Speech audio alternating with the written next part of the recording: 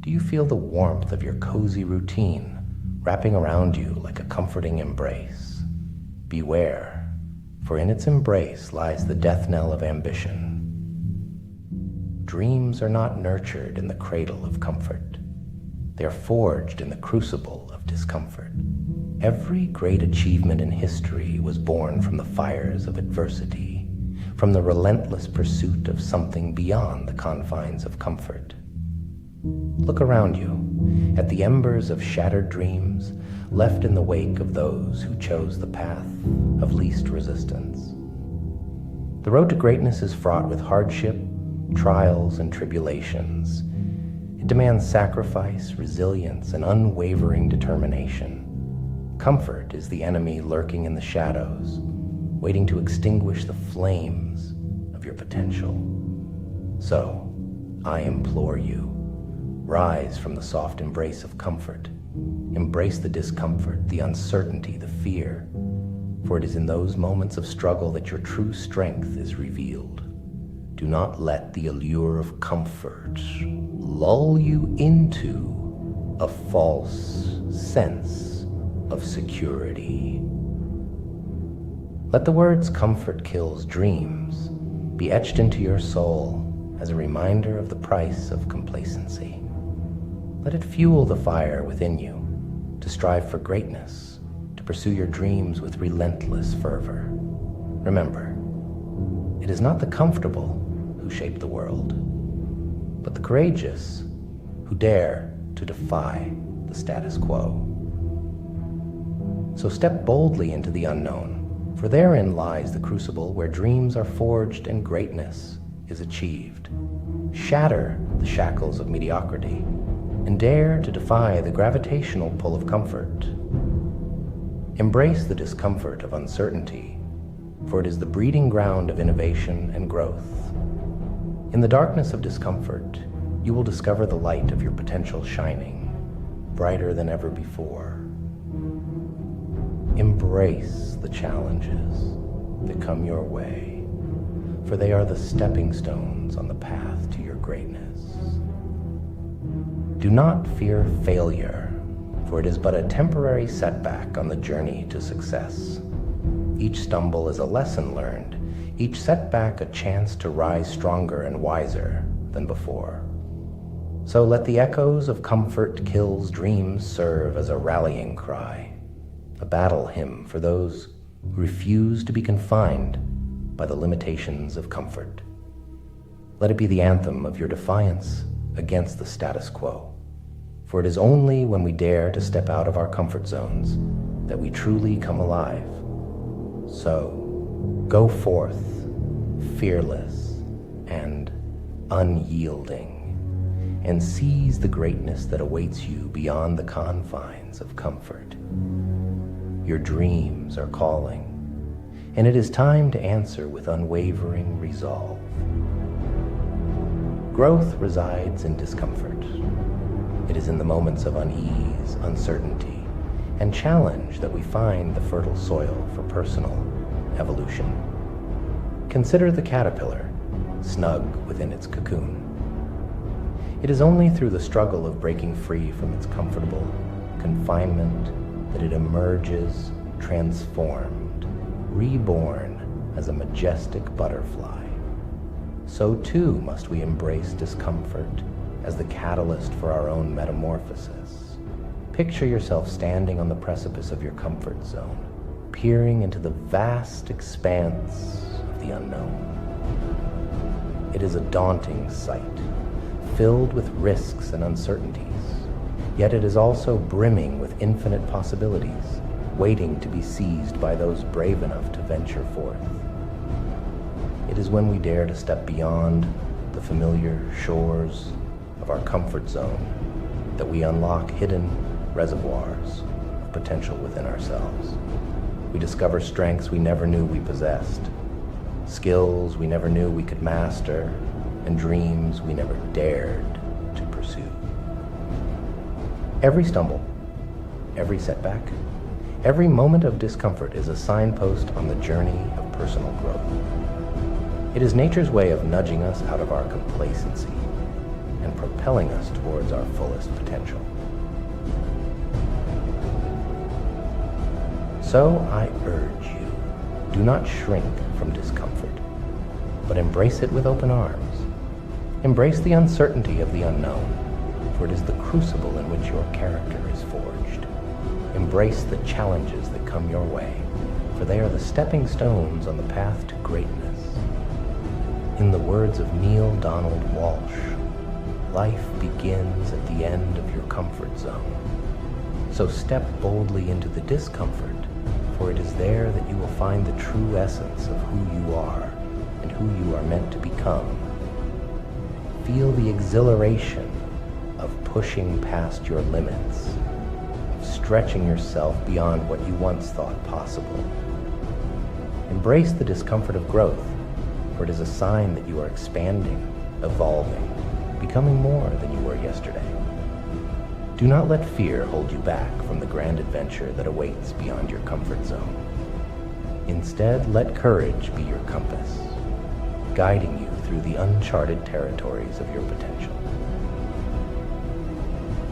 And as you journey through the realms of discomfort, remember that you are not alone. There are countless souls traversing similar paths, facing similar fears, and overcoming similar obstacles. Draw strength from their stories, their triumphs, and their resilience. For in the shared struggle lies the seed of camaraderie, the bond that unites us all in our quest for growth and self-discovery. Together, we can weather the storms of discomfort and emerge stronger, wiser, and more alive than ever before. So embrace the discomfort. Embrace the journey of growth, for it is a journey that will lead you to the very essence of your being.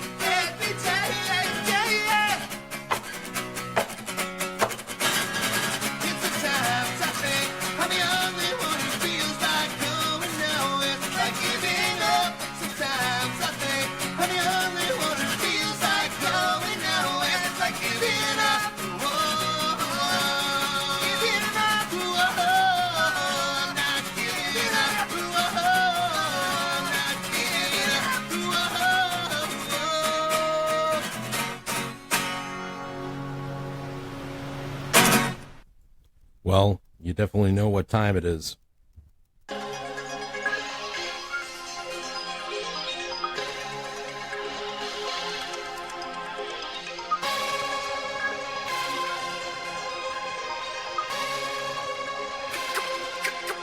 Nigga, I'ma go to work.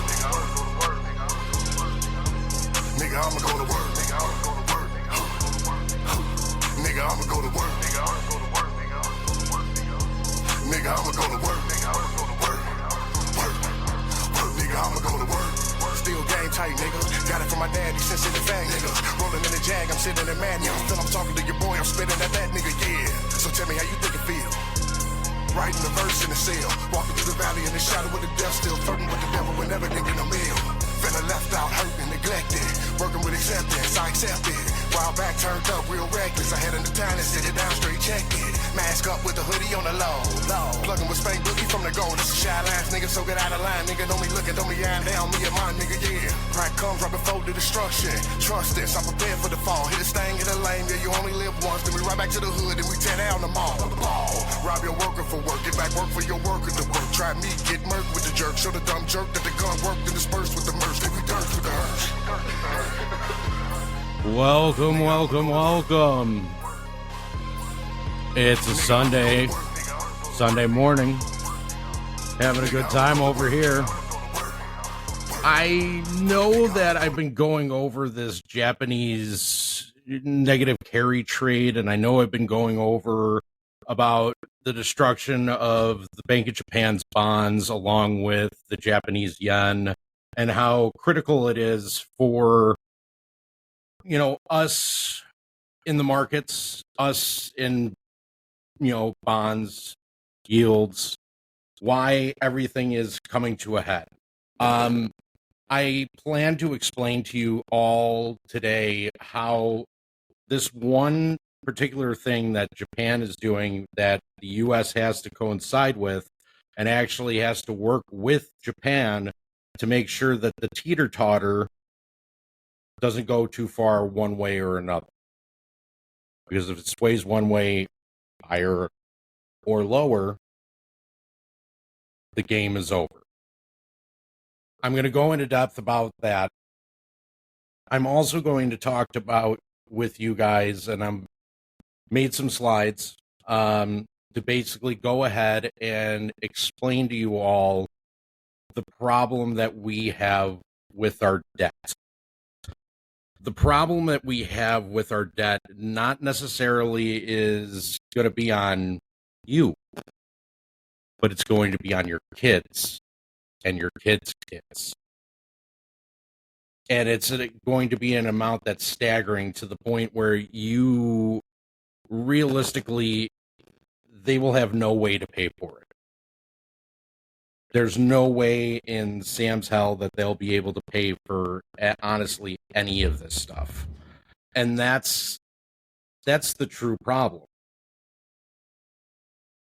You had the Tinkerbell who went ahead and said, oh, $50 trillion, that's fine. No big deal. We can do that. No, we really can't.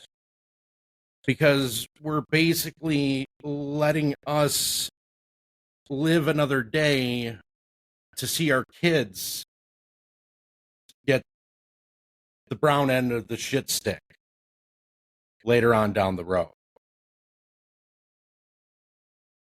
So I'm going to jump right into it, but without further ado, let me go ahead and introduce AMC, the false market mayhem, and what really happened. Welcome to a pivotal episode where the curtain rises on the financial drama that has captivated and confounded many. Today, we delve into the enigmatic world of meme stocks, particularly AMC and GME, and unravel the threads of the narrative far removed from the spectacle of the end game. Instead, we cast a light on the shadowy maneuvers of rolling over failure to deliver and reveal how the Japanese yen became the unlikely collateral in high-stakes games. While the market gaze was fixed on the return of Roaring Kitty and the real action was playing out in the background, obscured by the dazzle of distraction, it was here in the underbelly of the financial system that the true catalyst for AMC and GME's rise was at work. This tale is not one of heroic resurgence, but of calculated corruption, quietly unfolding while the world looks elsewhere. The greatest trick the devil ever pulled was convincing the world he didn't exist. Let's dive into that chaos and seek the truth behind the rise of AMC and GME. The yen's descent and the ripple effect on meme stocks and future generations.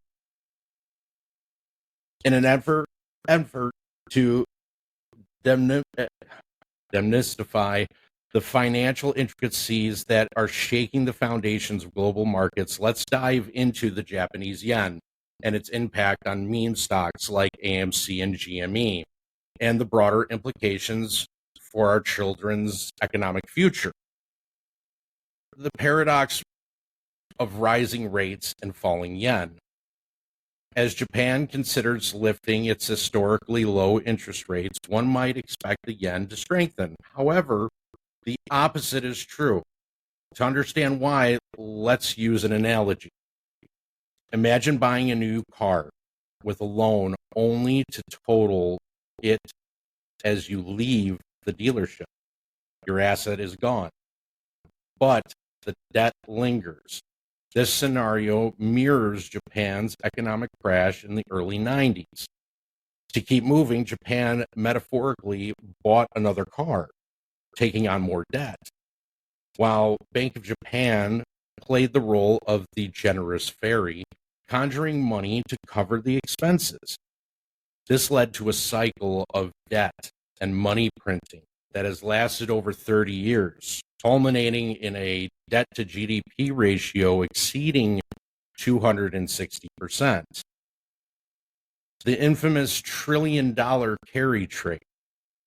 The Bank of Japan's monetary policy has attracted international attention, leading to the creation of a trillion-dollar carry trade market. Investors borrow Japanese yen at low rates, exchanged them for USD, and invested in higher yielding assets. But as Japan's debt burden grows, the interest rate rises. The cost of servicing the debt will increase, necessitating even more borrowing and money printing, setting the stage for a potential currency crisis.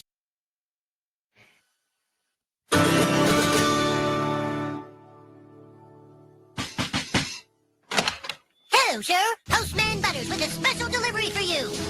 What's this? An all-new sushi restaurant just opened in town. Try their lunch specials. Thanks. You can count on Postman Butters. Special delivery, man.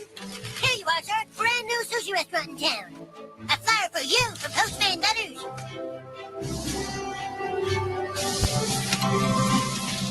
Welcome to Sheedy Walk. Can I take an order, please? Hello, sir.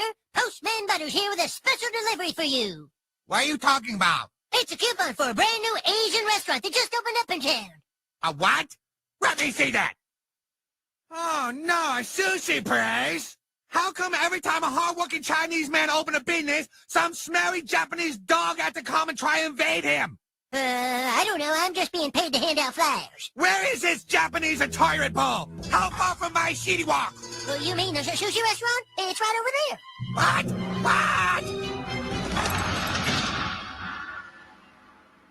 What the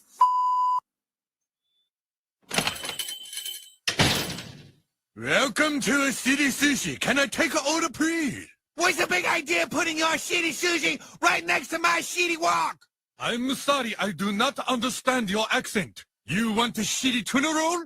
No, I don't want shitty tuna roll. I want you to go find another shitty town and open your shitty sushi place. Why don't you please just speak English? Maybe I can understand you. I am speaking English. Why don't you speak English? You sober-eating Get out or I call police. Come on, kid. You don't want to eat this shitty sushi. It give you worms. Better than a shitty kung pao chicken made from a cat.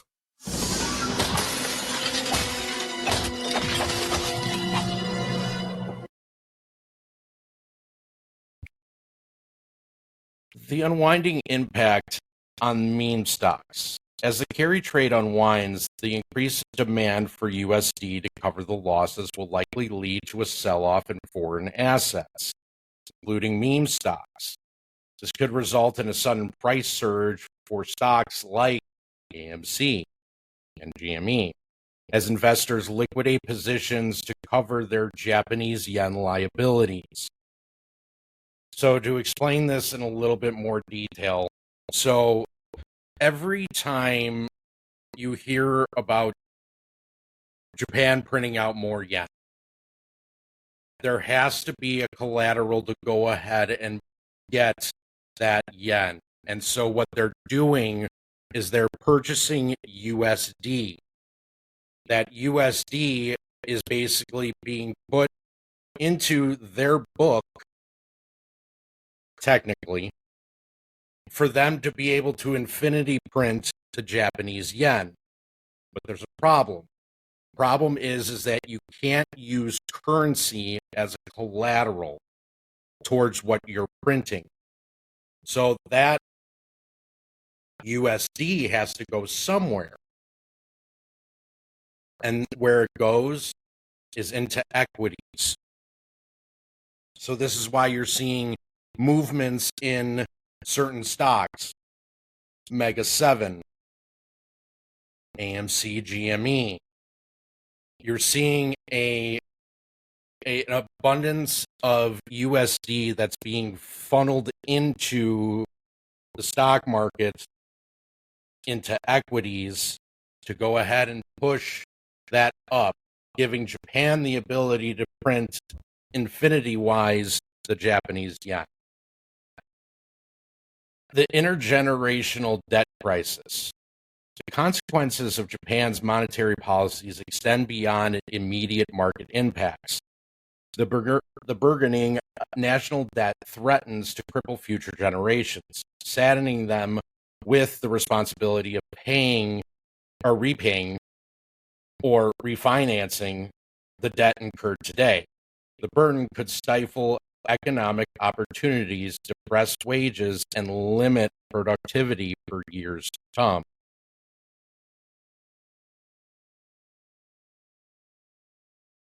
So the yen's vicious cycle, a labyrinth of debt and the burden on future generations.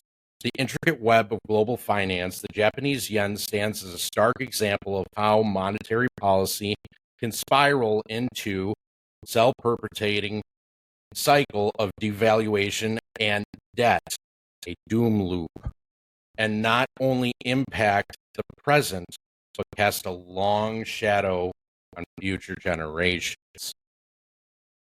Just like the Japanese toilet. Commoners don't need toilet paper anymore. And so I'm suggesting that this town puts all of its members.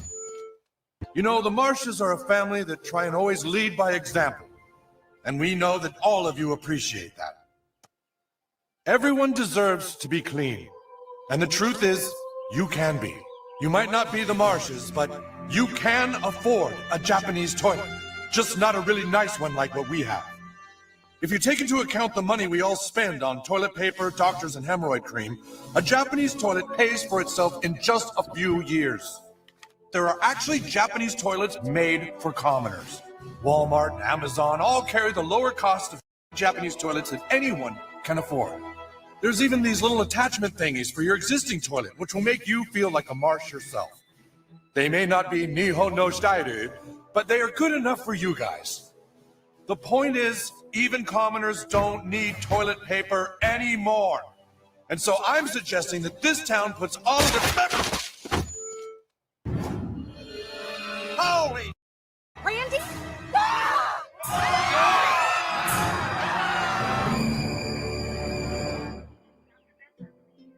I'm sorry, but he's in critical condition. Who shot him? Nobody knows. Is he gonna be okay? He's in a coma. He's unconscious and just blabbering nonsense. Bikkuri shita. Taihen desho. Mr. Marsh, your whole family is here. Your wife, your daughter, and your son. Toire wa? No, your toilet is back at the farm. Taihen jana. Dad, I'm sorry I yelled at you before. I didn't know you were really trying to help. Konnichiwa. Stan, where are you going? I let Dad down once. Somebody has to pick up where he left off. I promise we're doing all we can. I'm sorry for what happened, but you need to leave it to the professionals. There's something more going on here. I think my dad was onto something, and I didn't listen to him, and now he's in a hospital. We've already got a few leads, and we're following up on all of them. I assure you we take this all very seriously. This isn't a joke to us. Chief! Hey, Chief! Yeah. An angry proctologist walked into the toilet section of Home Depot. Yeah? Proctologist says to the toilet manager, I ain't taking the fall, and pulls out a gun on 6 Japanese delivery men.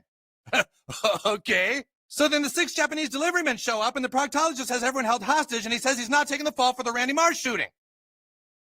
Oh, this is actually happening. Come on, people, let's go!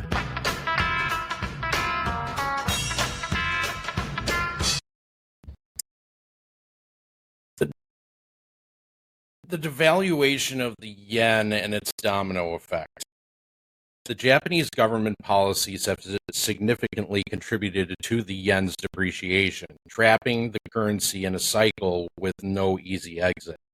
As the yen weakens, derivative brokers who hedge against the currency fluctuation find themselves on the profitable side if the yen continues to depreciate. However, the profitability comes at a cost to investors who are required to post increasing amounts of collateral to cover the rising net present value of their hedged positions. In other words, here you have hedge fund. Hedge fund needs money, so they go to prime broker, aka bank. Banks don't have money. Well, we'll just go ahead and purchase the Japanese yen because it's cheap. And we'll give that to them for them to be able to use as liquidity. Seeing a sudden spike in equities because money is being pumped into those equities through the Japanese yen. The mechanics of the carry trade. I wanted to give you all an explanation as to how this works. So this way you have an understanding of how and why. The carry trade, a financial strategy where investors borrow yen at a low interest rate to invest in higher yielding assets, typically in USD. It becomes riskier as the yen loses its value. It's because of increasing collateral. Investors must provide more collateral as the yen depreciates. Short selling. Brokers short sell the yen to maintain a balanced position against the USD. So it's twofold. So you have on one end that the banks are giving them the USD or the Japanese yen to go ahead and actually cover their margin requirements on certain equities at the time, or to be able to roll over FTDs. At the same time, they also have to short the Japanese yen to make sure that it maintains its position against the USD, because it can't get higher than the USD, because then it all implodes. And what is this tied into? Your hold to maturity loans. It is also tied into your commercial real estate and your residential real estate bonds or your mortgage-backed security. This is a conundrum of all conundrums. When investors can no longer provide the necessary collateral, they are compelled to unwind the carry trades. The unwinding is a zero-sum game from a currency perspective, as positions are netted in the market. However, the real impact is felt in the leverage that disappears, deflating the asset bubbles in foreign markets that were inflated by the carry trade in the first place. So, to avoid realizing these losses, investors may borrow even more yen so that they can short sell into the market, covering their exposure. You're all wondering how they were able to go ahead and let this thing get almost, it basically past $18. I mean, it hit that mark. You had it on the option chain for AMC. But how it was able to hit that and then afterwards be brought all the way back down. How? Well, Japanese yen. That is your answer. Because they have to be able to control their position. They can't let this thing go an ounce, a hair higher than, or a fraction than it higher than it needs to go, because then its control is lost. But when you think that they don't have any collateral, they don't have two pennies to rub together, here's their backup. But the backup is messing up the government's plan.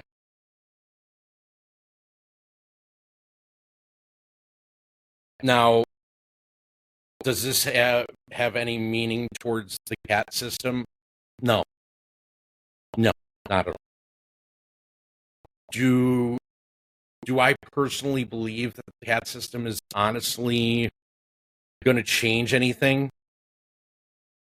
I think you'll know when people do something wrong faster. But let's be honest here.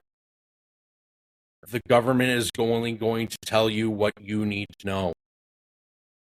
It doesn't give a rat's ass about what JP Morgan did, or what Morgan Stanley did, or what Goldman Sachs did, or Citi. It's funny how I just named off the top 4 derivative holding positions, because that's where our government's dirty money is, in the derivatives that are being held by those top 4 positions. Do you honestly think that they're going to expose themselves through the CAT system? Let's think about that. No. They're not going to sit there and literally, show you what cards they have. If you're playing poker, the government is never going to show their hand. Never. So, in my personal opinion, I hope I'm wrong. I honestly hope that I'm wrong, but I get that feeling that it's not, because okay, JP Morgan, we see that you mismarked this. Okay, you're going to get fined this. Okay, yeah, you pay the fine. Yeah, we're good. No problem. Oh, Morgan Stanley, yeah, you went ahead and you did some nonsense on the side. You went ahead and you oversold a certain equity, and you didn't have the shares for it. Oh, well, that's fine. You're allowed to make a short sell. We'll just change the law. They're going to protect their position, especially when it comes to those derivatives, because they have so much money invested in it. So much money. And that's the only downfall that I honestly see from an actual true system coming into play, and being able to actually expose the necessary evils that are happening in our market. If you didn't have government involvement. And that's my honest opinion about this. Capital losses and the pressures on investors. As the value of foreign assets plummet, investors face capital losses, which in turn increases the pressures from brokers for more collateral. To avoid realizing these losses, investors may borrow even more yen to short sell in the market, covering their exposure. The additional borrowing is facilitated by the Bank of Japan's continuous money printing to monetize the growing government debt, further devaluing the yen, which leads to the famous words of doom loop. This cycle is why the yen is trapped in a doom loop, where its value does not increase, even as positions are unwound. The leverage that is taken offline returns as excess liquidity in the Japanese financial system, exacerbating inflation within the country. The Bank of Japan's interventions become increasingly ineffective, and as they sell more reserves to defend the yen, fewer assets remain to back the government's expanding debt. Remember, in Japan, they have a huge debt problem. Now you also have hyperinflation that's also leading to them having to increase wages to counteract that inflation, plus their expanding debt. And now that their currency is caught into a doom loop that just happens to be attached to the commercial real estate bonds, it's a big, big, big problem. The intergenerational consequences. The repercussions of the monetary disaster extends far beyond the current market dynamics. As investors eventually liquidate their foreign stocks and bonds, not only will this deflate the speculative bubbles, but it will also leave a legacy of debt to future generations. Saddled with the responsibility of addressing this debt, our children and our grandchildren will face an economy constrained by high interest payments, limited fiscal flexibility, and potentially stifled growth. Let me just put it this way. You've heard one person in all of this that has basically gone ahead and has said, oh, hey, it's okay that we go to $50 trillion. Hey, it's okay. I'm going to go ahead and help Japan fix their bond problem. Oh, hey, I'm being taken off of any type of interview or TV in general, period. Because I really believe that the mushrooms that she ate, and this is in regards to the Tinkerbell, really stirred up a huge problem. But I think I'll let her do the explaining. Thank you for showing my commercial security. Hello, my name is Janet the Tinkerbell Yellen.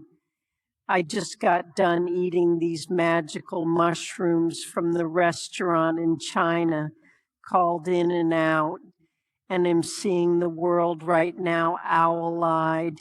I am the magical secretary of the Treasury. After having a long day of straight lying to the American public about where I make more money from, Citadel or my position with the Treasury, convince the American public. No, that doesn't sound right. What I meant to say is sprinkle my fairy dust on the American public to make them believe that 50 trillion is okay for our debt ceiling. I'd just like to sit down after a long day of talking out of my ass and use this new product from Biden Glide called Gold Bond Excretion Powder. Gold Bond Excretion Powder will correct the odor and terrible taste in your mouth after hearing myself lie about how I'm correcting our debt problem. It works great in those smaller areas like your underboob and thunder thighs. Disclaimer: product may burn holes in your eyes if you are looking at charts and may cause hallucinations by thinking I'm telling the truth about our economy. If you order the XXL size of Gold Bond Excretion Powder, you will receive 2 AMC tokens free, but act now before the XXL size becomes synthetic. That's all the time I have today. Security, I'm being called to spray my Tinkerbell magic on some Japanese bonds. Bye-bye. She does so well of explaining herself, doesn't she? Now, this just, the debt that we are acquiring does not necessarily just mean that it's going to be in real estate or commercial real estate or, you know, credit card debt or any of that. No. It is the whole wham bam, thank you, ma'am. So right now we're sitting just about at $34 trillion, just about. So by the time that you get to 2025, you'll be at 50 trillion, the way this is going. So you mean to tell me in basically a year from now that you're going to be at $50 trillion?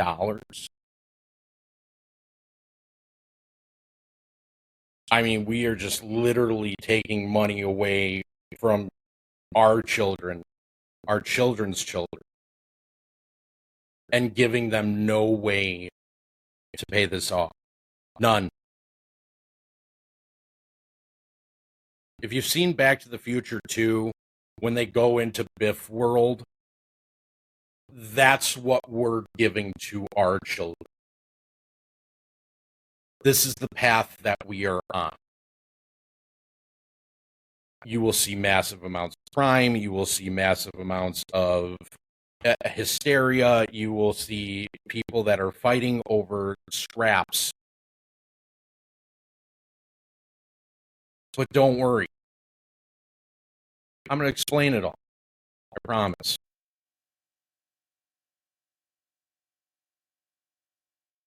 In wrapping up this segment, we must confront the sobering reality. The yen's downward spiral is not just a story of financial markets.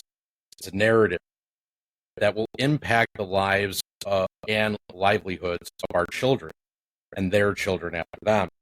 The fiscal maneuvers we witness today, while seemingly distant and abstract, are laying the groundwork for the world. Our descendants will inherit.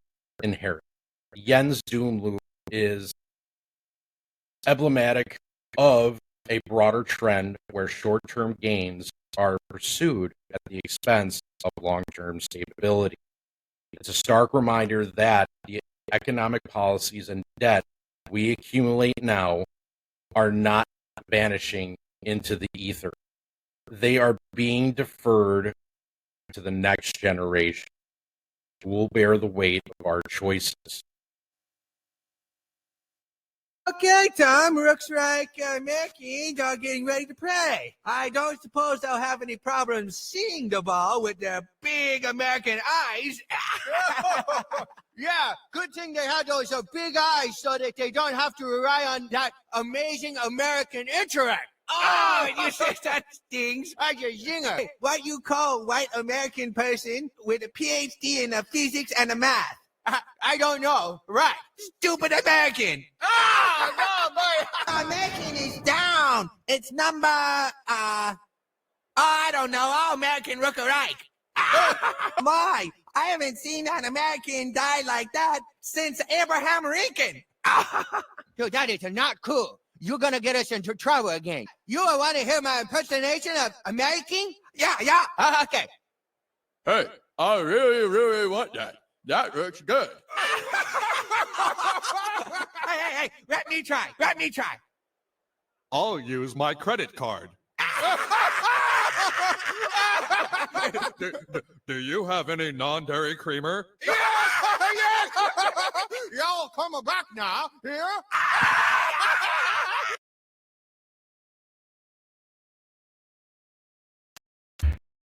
As we segue into our next segment, do we actually love our children? It's imperative to ask ourselves whether the legacy we're creating is one of prosperity or hardship. The proverb wisely states, "We do not inherit the earth from our ancestors, we borrow it from our children." This wisdom implores us to consider the consequences of our actions and to act as stewards of the future that we will not see, but one that we are undeniably shaping. Let us pledge to be the architects of the future that is robust and flourishing, not one burdened by the shackles of unsustainable debt. It's our collective responsibility to ensure that the financial health we enjoy today does not come at the cost of tomorrow's promise. Every generation inherits the world it never made, and as it does so, it automatically becomes the trustees of that world that for those yet to come. May this quote guide us as we deliberate on the financial path we tread, reminding us that our actions today are the blueprint for the world we leave behind. Let us build as the legacy of which we can be proud, one that our children will thank us for, with the full knowledge that we acted with love, foresight, and integrity. The fountain of youth. Do we love our children? This is the million-dollar question. Do we love our children? In the unfolding saga of our economy, we stand at a crossroads that will define the legacy we leave to our children. The question, do we love our children, may seem rhetoric, yet the economic trajectory we were on suggests otherwise. As we peer down the generational ladder, a disturbing trend emerges. The last two generations are earning less in real terms, while the cost of homeownership and education soars to unprecedented heights. So, when your parents were 30 years of age, they were actually making substantially more income than what you are making today. Now, what's interesting about this is that the percentages of the 30-year-olds earning more than their parents did at 30, and this is from 1940 to 2016. So your green is your parents. This black line is you at the age of 30 years old. This is also taken into account inflation. So in other words, you at the same age as your parents at 30 are not making the same amount of money that they currently work. Not even close. Let's look at people that are actually proud, extremely proud and I can give you an example of this. So my father, he goes to church on Saturdays, and it is conducted by some women. He calls it lady church. But when he goes to this lady church, it's funny how the people that are sitting there and he's talking to and visiting with, this is also the same group that he goes to mass with in the early morning. They are all within the age of probably 63 to about 75. All of them couldn't be more happy with the economy. All of them. They don't see a single problem with anything that's going on. They're looking at the stock market and it's continuing to go up, but yet every time it's going up, it's putting more damper on future generations. But at their age, do they really give a shit? No, they don't. So for the people that are above the age of 55, they're loving life right now. 50% says that they're loving life. Now, from the ages of 18 to 34, you have 18% that are actually proud to be an American. That are actually proud to be American. Well, you're probably thinking, okay, what about the ages between, 35 and, 55? Well, I happen to be a part of that. And I can tell you right now, am I happy with this? No. Fuck no. Am I happy with this? I did not waste time away from my kid and my family serving our country for this shit. You have cities that are collapsing. They have to make new laws to go ahead and protect, things that they're trying to sell for profit, to go ahead and make money and have workers make money by selling it. Like in California, $900 limit. You go above 900, that's a felony. Anything below that, misdemeanor, slap on the wrist. Don't have to give it back. You tell me how that's right. You tell me how people are sitting there getting murdered or committing suicide. It seems like there's a new story every single week.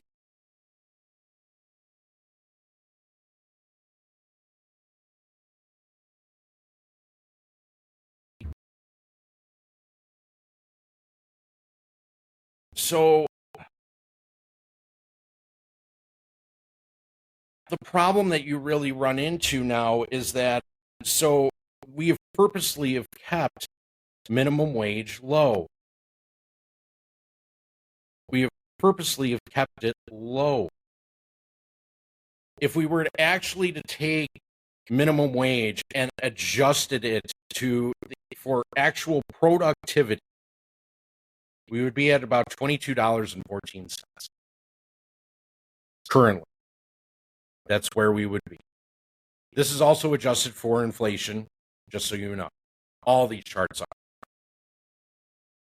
So you mean to tell us that we're still stuck at $9.50 for minimum wage, and you have people that are, that are working 50, 60 hours a week?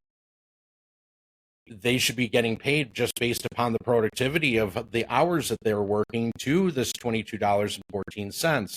This would adjust for a lot of inflation problems. It would absolutely adjust for it. The problem is that it's also hidden elsewhere. Share of household wealth by age. Back in 1989, 70-plus year olds, 19%. Under 40, 12%.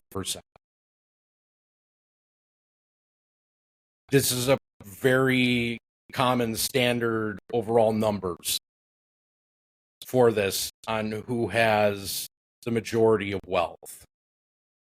Well, as you can see, as of 2023, 30% of the actual wealth of by household of age 70 years plus has 30% of the wealth, while everybody under 40 has about 7%.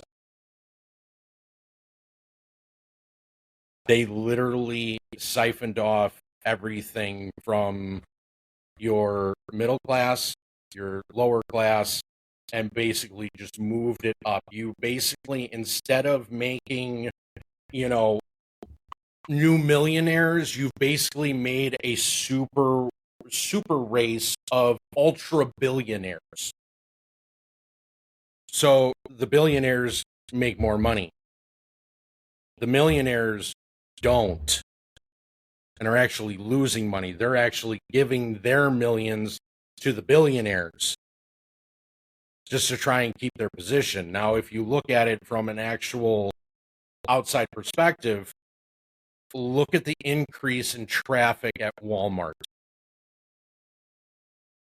The increased traffic that's going on in Walmart right now, you are seeing people that are in that millionaire category that are actually shopping at Walmart. And it's increased by 7 to 12% year over year right now. Between 2020 and now, it has increased a total of 34% for millionaires. That's a staggering number. This is the problem and this is kind of a solution that you can go ahead and figure, hey, this is what we can do to fix our college system.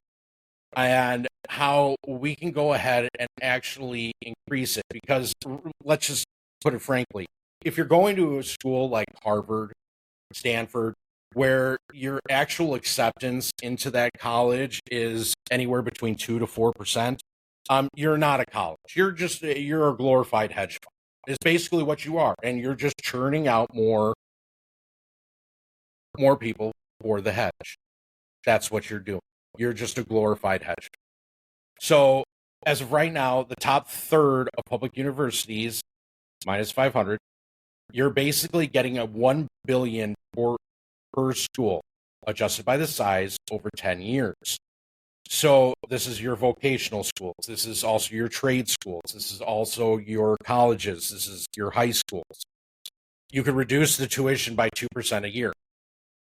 Expand all enrollments by 6% per year and increase vocational programs to 20% of degrees granted.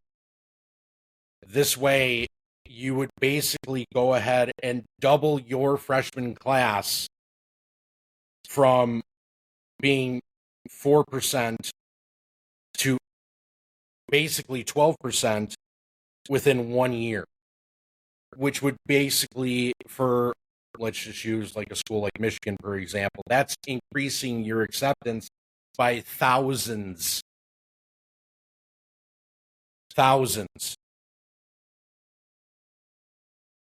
God, it must have been a great time to go to school in your 70s and 80s.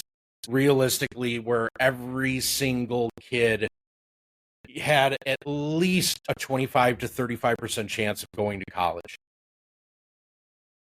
A 35% chance of going to college. Do you want the numbers down to? 7%.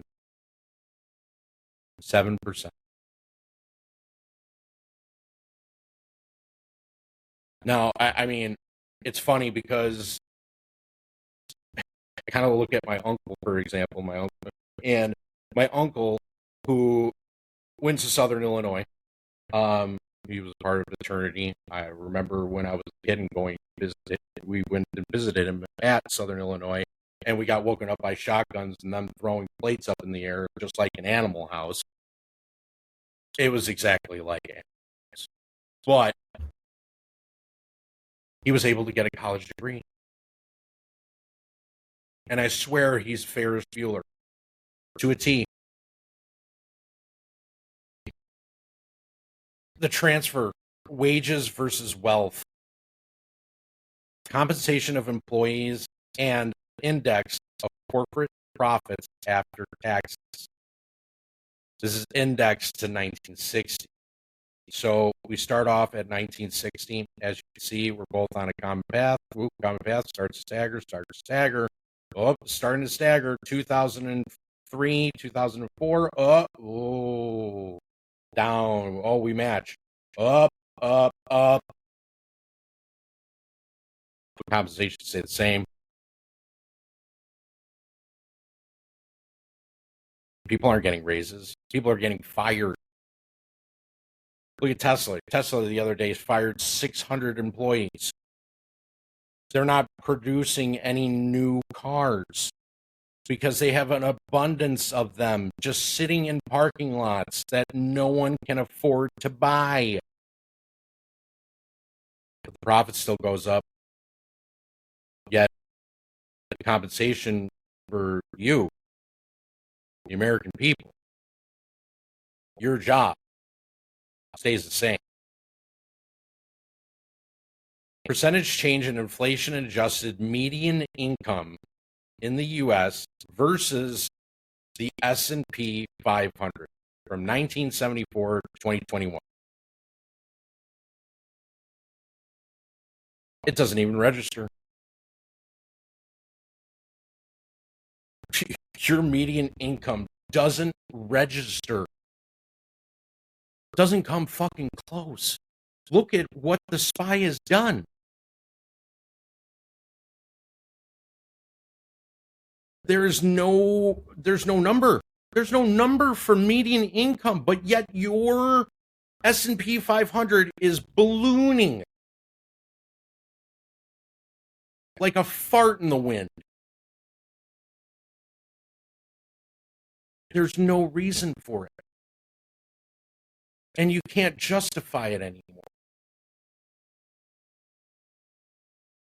Top marginal tax rates, corporate and individual. Between 1950 to 2023. Here's your individual, 84%. Wait, so how does the corporate tax get lower than the actual individual? Because it's done on fucking purpose. Listen, I'm going to give you a perfect example. 2008, the real estate market crash.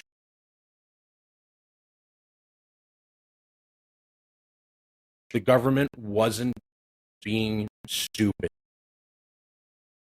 They knew that the taxpayer, us, the American people, would bail them out.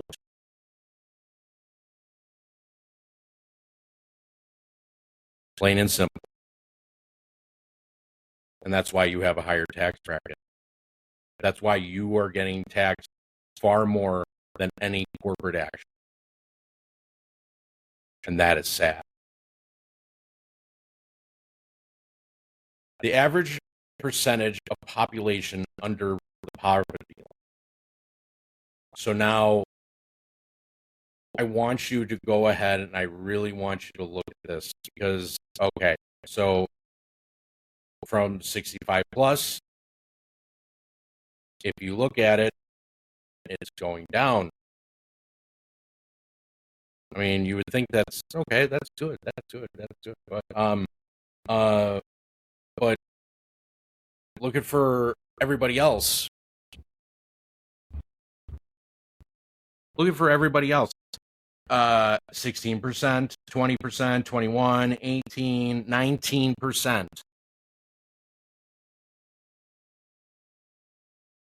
Money is being transferred from the people that can actually work and being passed on to older generations. This is why you have programs like Medicare, Medicaid, and Social Security.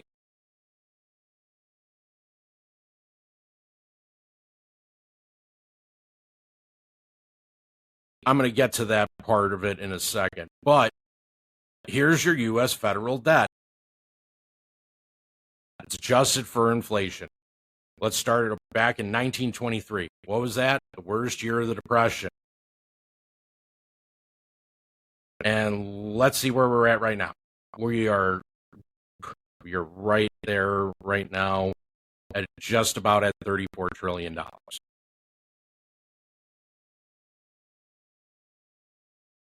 Right now. Now, what's scary to think about is how I just went over the yen problem. How much USD do we have involved in that? The commercial real estate problem, your hold to maturity loans, your residential, your credit card debt, your auto loan debt. Where do you think this is all going to add up? How do you think it jumps to $50 trillion? Got you thinking, huh? This is the hard part to swallow. And this is why everybody has a problem with older generations, how they go ahead and they get into a trade. They go ahead and they get into, let's just say, for example, NVIDIA. And you've seen NVIDIA go from being a podunk nothing to one of the Mega 7. And on one day, Green, it can make $277 billion in one day.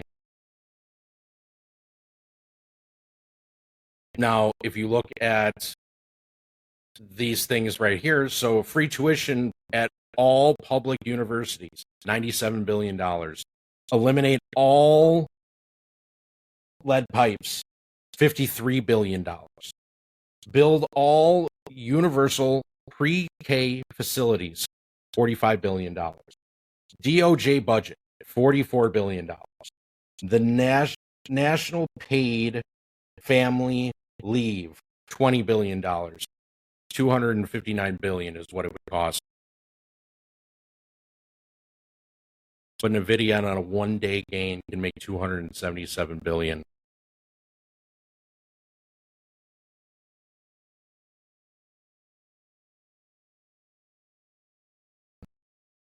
So this is a poll that was taken from a couple of different schools, Stanford, Harvard, Princeton, and it's the share of 30 to 34-year-olds who have at least one child from 1993 to 2023.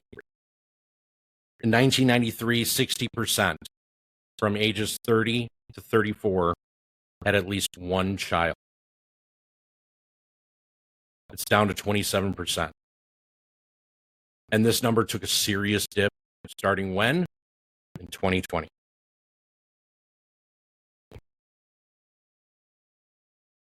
So, who has the money? Well, we do. We have the money.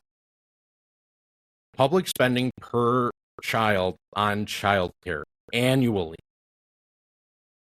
Number one, Norway.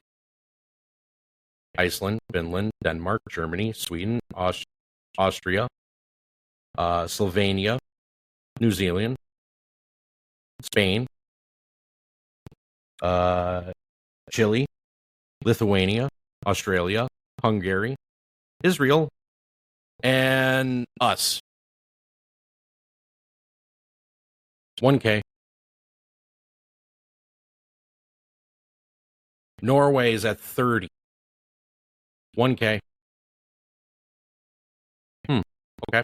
So from 2015 to 2020, dwellings per 1,000 people were third. 425. And it keeps on getting lower. Because these commercial entities and these buildings that were meant to be office buildings and everything else. They're trying to convert into apartment buildings, but they're still basing it on 2021 values. So these buildings are basically can't finish construction, and they're just gone. Why is it that we have The Walking Dead as our options for who's going to be in office next? I'm just curious. I would say this is more, instead of The Walking Dead, let's call this the cast of Golden Girls. Because you mean to tell me that an 84-year-old woman understands what a 16-year-old single mother is going through? That she can relate, that she understands. She doesn't have a fucking clue. She's too busy trading off of her hubby. Or insider trading. Shh, hush, hush. Do you really think Donald Trump knows? Do you really think that President Ice Cream has a clue? He doesn't even know where his telephone is. He thinks it's a stapler. Bernie Sanders? Do you think he has a clue? No. Why isn't it possible for us to get a younger perspective on things? Why isn't it possible?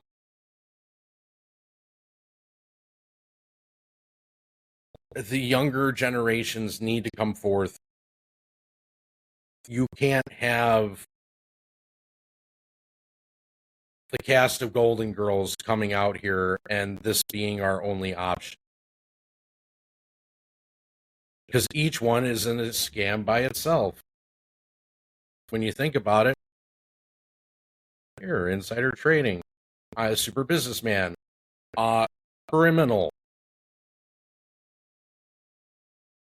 And I can't really complain about Bernie Sanders, even though that he's old, but I really can't complain. At least he tried.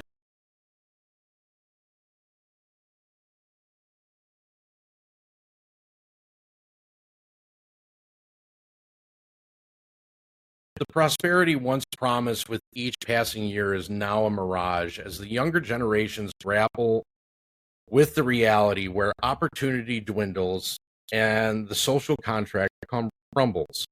For the first time in American history, 30-year-olds are not faring as well as their parents did at the same age. This breach of societal trust breeds discontent and disillusionment, with only a fraction of youth feeling optimistic about the nation's direction. The minimum wage, once a measure of labor value, has stagnated, failing to keep pace with productivity gains. If it had, today's minimum wage would be approximately $23 per hour. Instead, it remains a symbol of the widening chasm between the haves and the have-nots. The housing market, once a cornerstone of the American dream, has become a fortress for the few. The average mortgage payment has more than doubled. How about this? You went from $1,100 principal and interest in 2021 to now you're at $2,400 on average. And in cities like Vancouver, the cost of homeownership is inflated by regulatory barriers that serve the interests of the asset-rich at expense of new entrants. In other words, you're paying so much just to build, and you're paying so much just to get your permits that it doesn't make sense. It doesn't make sense for you to build. Now, the next problem that you have is that you want to make sure that when you're moving, you want to make sure that the traffic is low, or you're going around where there could be traffic because of a new build. This orchestrated transfer of wealth has seen the older generation's control of household income remain robust, while those under 40 have seen their shares halved. It's a deliberate design, not an accident, that perpetuates inequity and sows the seeds of societal unrest. As we contemplate the future, we must ask ourselves, are we content to bequeath a world of diminished prospect to our children? A world where the debt of today becomes shackles of tomorrow, where the economic burdens we accumulate now will weigh heavily on the shoulders of those who follow. The youth of a nation are the trustees of prosperity. This quote serves as a poignant reminder of our duty to safeguard the interests of the young, to ensure the decisions we make today do not mortgage their tomorrow. Let us commit to the path that fosters hope,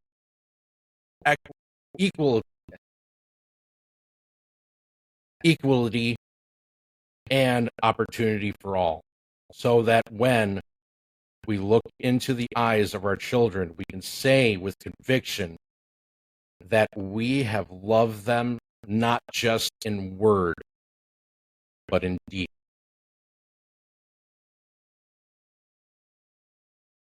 And I really hope that hit home with you. Because I think about my son and I think about what he is going to have to go through. And I can't put it into words what he's going to have to go through. What I can put into words is your Dum Dum of the Week award. When I grow up, I want to be a principal or a caterpillar. All right, first academic alert. Wiggum Ralph. No, Ralph. This means you're failing English. Me fail English? That's impossible. And just because I run in front of cars, just because I put food on my head, people think I'm not smart, but I'm stupid. I've been stupid since the day I was born.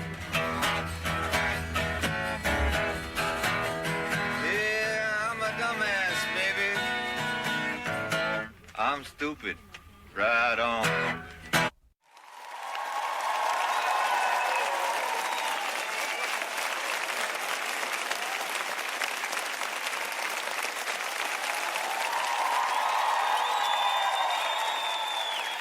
Bring it up now. All right, the Dum Dum of the Week award. This is going to anybody that thought this was the end game. We're not even close. We're not even close to the end game.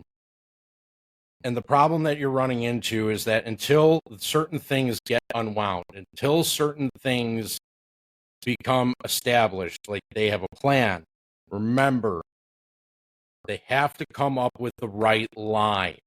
They have to come up with a way to not take blame. They have a plan. They have to stick to that plan. They're never going to tell you what actually happened. You're never going to know. Period. You're going to get another lie. But let's not get into there just yet either. But let's think about this also. So you have people that were talking about this is the end game, which it's clearly not, as you can all tell. But the other portion of this is that all of a sudden, Roaring Kitty comes out of left field. Oh my God! Whoa! Hey, let me tell you something. It's the new problem in the sky. Think about it. They wanted you to think that oh my God, he's coming back. Oh my God. And while they're doing that and you're so excited about it, and you're watching what's happening, and all of a sudden, hey, they're actually working on something else and figuring out how to go ahead and bring it back to a controlling level by going ahead and borrowing more Japanese yen. Yay! But your eyes are all fixed on the illusion of Roaring Kitty.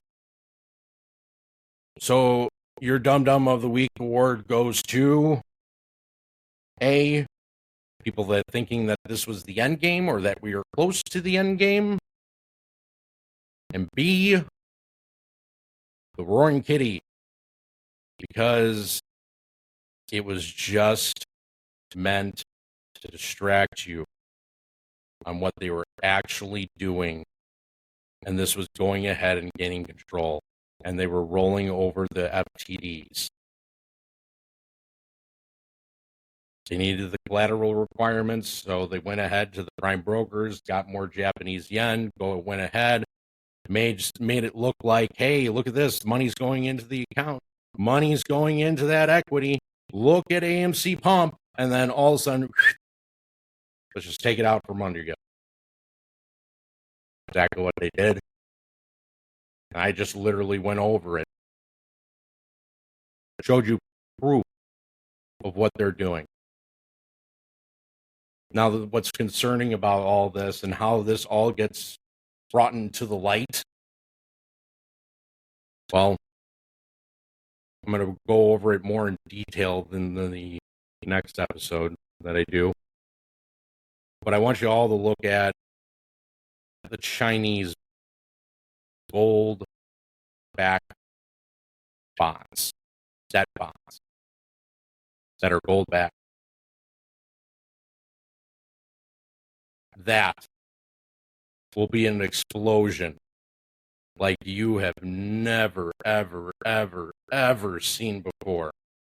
And that is the end game of the Ponzi scheme that we call the Japanese yen, the negative carry trade.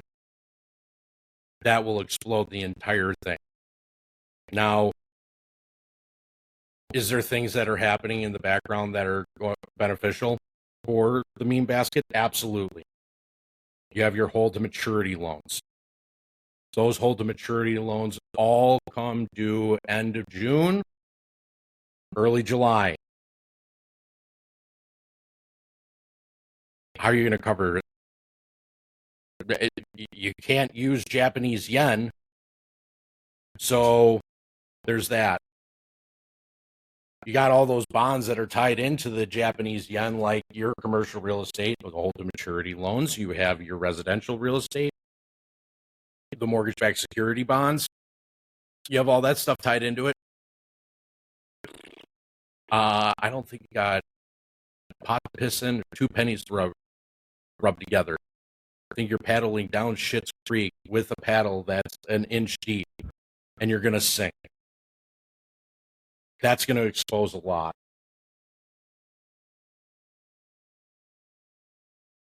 Like I said before, I think the government is going to tell you what the CAT system is going to do. I don't think that the government is going to give up their hand. That is my personal opinion. I hope I'm wrong. I pray that I'm wrong. But you wanted transparency? You're going to get a smidge. And that's my honest opinion about that. I hope you all learned. I hope you all got a better understanding of the Japanese yen and the negative carry trade and how it's propelling our markets and how it is going ahead and pumping equities and how you see the downfall of the equities afterwards. I hope that you all really got a sense of awe and holy shit when I went over Do We Love Our Children and what debt that we're actually giving them, because we're taking from future generations just to fund ourselves now. And that is not going to do anything for them. And they're going to have a debt that is so large that they will never, ever, ever, ever will be able to recover from it. Not in a million years. But I thank you all for coming. I thank you all for listening. And most of all, I thank you all for learning. I leave you all with my good friend, Kevin. Been through a lot of pain in my life, and I pray the Lord take it all away. I got family doing life, ain't never see the sunshine again, and pray it all away. We all the way. Diamond teeth when I blessed the game. I was being quiet, but got a lot to say. Unique chains on the freeway, don't need rings. Cocaine ring. Made a statement, I was grinding on them. I didn't order up, wanna replay. Rolex, no diamonds in it. Swiss moving, no time for ticking. Introverted, not trying to kick it. Private life, please mind your business. Introverted these days. Introverted these days. Plain Jane, not in chain lanes. Plain Jane, not in chain lanes. Plain Jane, not in change lanes. Plain Jane, not in change lanes. I ain't miss a beat. Praise to Allah, made it out the clink. Alhamdulillah, praise be to God. Big booty freak, giving them a massage. Looking in the mirror and looking at a star. Chicken on her knees and look up at a star. Remember being broke, wishing on a star. Out the mud, no one giving us a start. White gold, ice down, Audemars. Foreign car, push button, auto start. Rest and relaxation, not involved. Going hard, Rolls Royce, R&R. Wonder why these niggas hate me. Probably cause they know they ain't me. I ain't never been a gang member. Illinois label me a gang chief. Political spill, Judge lent a hand racist. I'm being sentenced, wrongful conviction. Bo Bradley lied to me. Gave him a quarter ticket, he did not appeal it. Laying in my cell, looking at the ceiling. I'm on a division, me and all the killers. Throwing shit and piss on all the staff members. Even got the warden, that's why they had to ship us. Diamond teeth, when I blessed the game, I was being quiet, but got a lot to say. Unique chains on the freeway, don't need rings. Cocaine ring. Made a statement, I was grinding on them. I didn't order up, wanna replay. Rolex, no diamonds in it. Swiss moving, no time for ticking. Introverted, not trying to kick it. Private life, please mind your business. Introverted these days. Introverted these days. Plain Jane, not in chain lanes. Plain Jane, not in chain lanes. Plain Jane, not in change lanes. Plain Jane, not in change lanes. This is a Camaro. I'm rocking bread when a fitness apparel. Sexy receptionist look like a dancer. Pardon me, ma'am, I'm demanding some answers. Not making plans, they was made to be canceled. Could've said hi, you know I'm kinda bashful. Unwilling to fuck with me, why is you staring? Got some real niggas and we in the sharing. Conservative aura, I glow in the dark. I speak in no English, I'm talking numeric. Islamic fashion out in Paris. Overseas when I travel McLaren. Come to think this was me in the alley. Mickey D's, we was purchasing salad. Chirac, buying chicken from Harrods. Jerkville, curd, chicken and cabbage. Fresh yams, politicking with family. I got status, gotta catch me in traffic. Making music, but I'm really a trapper. Booty club, about to fuck up a sandwich. 100 bands if you ain't catching what's happening. Maceo ICs told them we platinum. Amsterdam on the tram, we in transit. Word to God, I'm a fucker Kardashian. Diamond teeth, when I blessed the game, I was being quiet, but got a lot to say. Unique chains on the freeway, don't need rings. Cocaine ring. Made a statement, I was grinding on them. I didn't order up, wanna replay. Rolex, no diamonds in it. Swiss moving, no time for ticking. Introverted, not trying to kick it. Private life, please mind your business. Introverted these days. Introverted these days. Plain Jane, not in chain lanes. Plain Jane, not in chain lanes. Plain Jane, not in change lanes. Plain Jane, not in change lanes. Thank you all for coming. Hope you enjoyed the episode. I'll see you all very, very soon.